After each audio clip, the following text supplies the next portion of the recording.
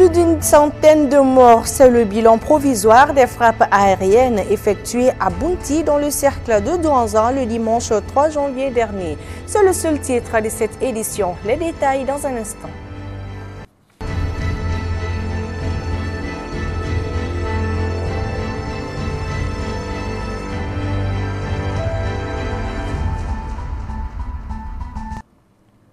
Mesdames et messieurs, soyez les bienvenus dans ce journal. Cela fait 4 jours que le village Bounti, dans le cercle de Douanzan, région de Mopti, a été victime des frappes aériennes de 2 avions non identifiés. Selon un bilan provisoire, plus de 100 morts jusqu'à ce jour 6 janvier. Les autorités ne se sont toujours pas prononcées sur le sujet. Cette situation intrigue les citoyens qui demandent à être édifiés.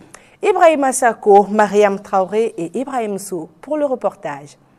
On ne parle plus de dizaines, encore moins de quarantaines de morts au Mali, mais désormais des centaines et de milliers. Sur la toile et même dans la vie sociale, les Maliens s'indignent face aux multiples âmes tombées suite à la crise qui sévit dans le pays. La plus récente qui ronge les cœurs est celle des frappes aériennes des avions de chasse qui a eu lieu le dimanche 3 janvier dernier à Bounti dans le cercle de Douanzan, causant des centaines de morts. Selon les sources locales, le lieu qui a été pris pour cible recevait une cérémonie de mariage. Pendant que la population attend une réaction des autorités de la transition, du côté de Koulouba, c'est le silence radio. Moi, j'ai été trop surpris par rapport au silence du gouvernement. Parce que si l'État malien quand même est conscient de la situation qui s'est passée à Douanzan, vraiment, on n'a reçu aucune information par rapport à la situation. Le gouvernement doit réagir par rapport à l'attaque. Les avions qui sont à la base de ces frappes sanglantes et dramatiques ne seraient identifiés par aucune source. Toutefois, la force Barkhane reconnaît avoir mené des frappes aériennes à Bounti visant à neutraliser les terroristes sans reconnaître les faits. Quant à la MINUSMA, elle a condamné l'attaque en précisant n'avoir mené aucune frappe à Bounti en ces derniers jours. Aucune clarification du côté malien. Pourquoi les autorités ne disent mot?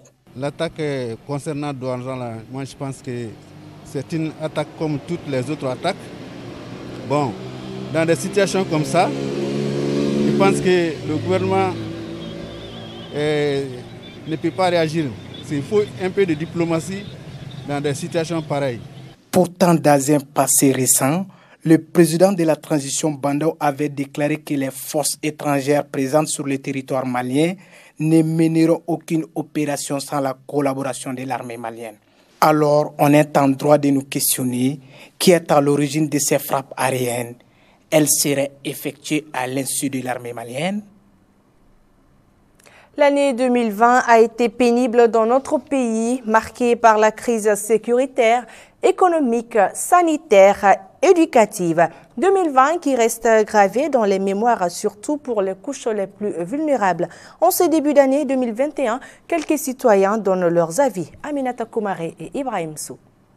Tous les Maliens comme moi voudraient que la transition réussisse pour trouver la solution aux nombreux problèmes dont le Mali souffre, tels que les problèmes sécuritaires, les problèmes politiques, tellement de bouleversements dans ce pays cette année.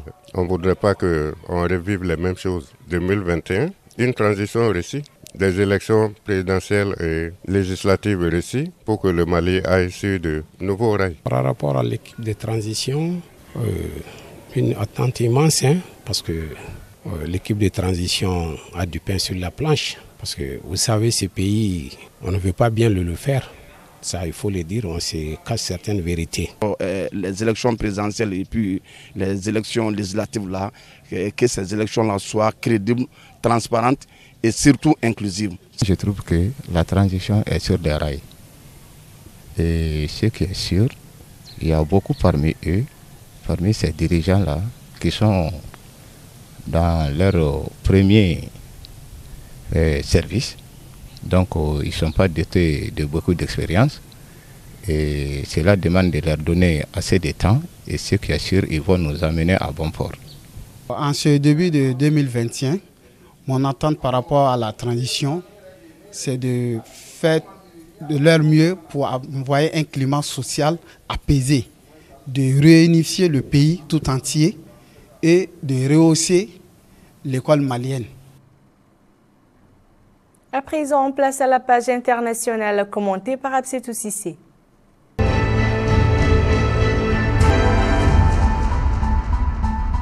En Centrafrique, 10 candidats demandent l'annulation de la présidentielle. 10 des 16 candidats à la présidentielle annoncent dans un communiqué qu'ils ne reconnaissent pas le résultat provisoire de la présidentielle du 27 décembre et demandent son annulation lundi. L'ANE a annoncé l'élection du président sortant Faustin Archange Touadéra dans le premier tour avec plus de 53% de suffrages exprimés. Des résultats qui ne portent que sur la moitié de l'électorat, l'autre moitié n'ayant pas pu voter à cause de l'offensive rebelle en cours dans le pays.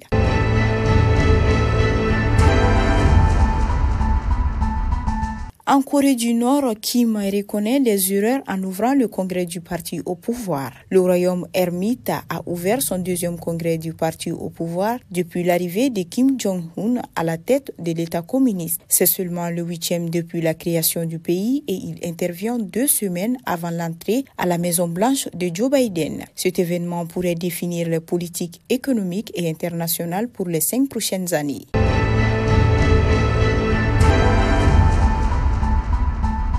États-Unis, les démocrates proches du contrôle du Sénat. Du résultat des élections sénatoriales en Géorgie dépendra de la majorité du Sénat et la plus ou moins grande latitude dont disposera le président élu Joe Biden. Et ces résultats peuvent arriver très vite. L'un des candidats, le démocrate Raphaël Warnock, a d'ailleurs déjà proclamé sa victoire. Le candidat démocrate Raphaël Warnock a revendiqué dans la nuit de mardi à mercredi la victoire dans une élection sénatoriale cruciale en Géorgie face à la sénatrice républicaine sortante Kelly Loeffler. Une victoire confirmée par les chaînes CNN, CBS et NBC.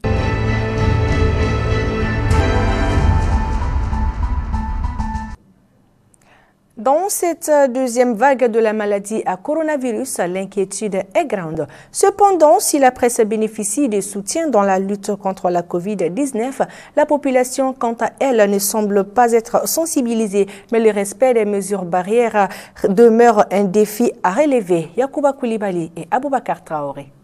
Ces derniers moments, la maladie à coronavirus prend de l'ampleur et n'épargne aucune classe professionnelle. Ces journalistes estiment que la presse n'a pas été oubliée dans la lutte contre la pandémie, mais le respect de ces mesures mises en place demeure un sérieux problème. La maison de la presse, à un moment donné, il y a eu des distributions de kits sanitaires. À la maison de la presse, il y avait, jusqu'à preuve où je parle, je vois déjà le kit de lavage des mains devant la porte d'entrée. Il y avait à un moment donné la distribution des masques où la presse a été vraiment, n'a pas été oubliée. Il y a eu des distributions des masques. Mais est-ce que réellement ceux qui viennent, est-ce que réellement les journalistes respectent ces mesures barrières? Est-ce que certains journalistes même croient même à cette maladie?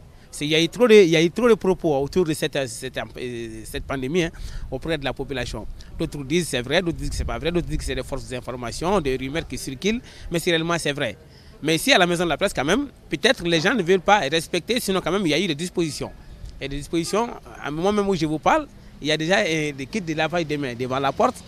Et en ce qui concerne les masques, je crois que les journalistes quand même ont accès aux masques. Et partout où on va, on remet des masques aux journalistes. Que ce soit des cérémonies de l'État, que ce soit des cérémonies des privés, partout quand même où les journalistes passent, quand même, un journaliste quand même ne doit pas être en manque de port de masques. Par contre, pour ces directeurs de publication, la population doit respecter les mesures barrières afin de se protéger contre la COVID-19. Il faut que les Maliens comprennent quand même une seule chose. Mesures barrières, on doit les faire à nous-mêmes. Tout ce qui peut quand même nous éviter de cette maladie, nous devrons le faire à nous-mêmes. Ce n'est pas pour quelqu'un d'autre. C'est vrai, les dirigeants ne sont pas encore parvenus quand même à mettre la main sur la situation. Ils ont des problèmes quand même à pouvoir, je ne sais pas, à éradiquer cette maladie. Mais nous ne savons pas. C'est à nous quand même, le peuple. C'est à nous les Maliens de savoir ce que nous devrons faire et pour éviter aussi la maladie, c'est à nous de chercher les moyens pour le faire. Par ailleurs, pour éradiquer la maladie à coronavirus, cet animateur de radio invite les autorités à sensibiliser davantage la population. Les autorités actuelles doivent faire, je crois que c'est encore multiplier d'efforts. Multiplier d'efforts comment? D'abord par les campagnes de sensibilisation. Il faut sensibiliser la population. On a eu tout récemment qu'il y a eu des mesures. Il y a eu des mesures où on demandait la fermeture des bars, la fermeture des restaurants, la fermeture de certaines écoles supérieures, mais est-ce que réellement il y a eu des suivis? La question qu'on se pose. Il ne s'agit pas de prendre des décrets ou de prendre vraiment des initiatives, mais il faut les suivre. Et voilà, ainsi s'achève cette grande édition. Merci de votre constante fidélité. À très bientôt pour un prochain journal. Bonsoir.